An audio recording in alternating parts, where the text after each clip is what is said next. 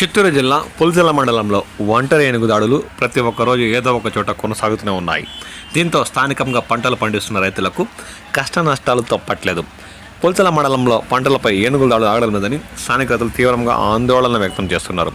మండలంలోని పాళ్యం పంచాయతీలో మంగళవారం వేకువజాము వరకు ఒంటరి ఏనుగు దాడులో పంటలకు అపార నష్టం వాటిల్లినట్లు స్థానిక రైతులు ఆవేదన వ్యక్తం చేశారు.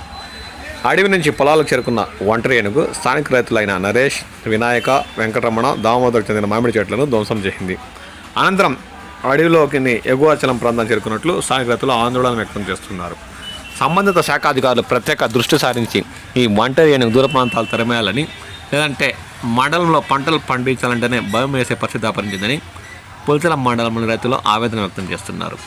అంతేకాక సంబంధిత శాఖాధికారులు ప్రత్యేక దృష్టి సారించి రాష్ట్ర ప్రభుత్వం నుండి పంట నష్టపరిహారం కింద ఆర్థిక పరిహారం కూడా అందేలా చూడాలని స్థానిక రైతులు కోరుతున్నారు. ప్రతి ఒక్కరోజు ఏనుగుల దాడులతో పులిచెర్ల మండలంలోని రైతులు తీవ్రంగా భయాందోళనతో బ్రతుకుతున్నారు. సంబంధిత శాఖాధికారులు ప్రత్యేక దృష్టి సారించాలని వారు పదే పదే కోరుతున్నారు.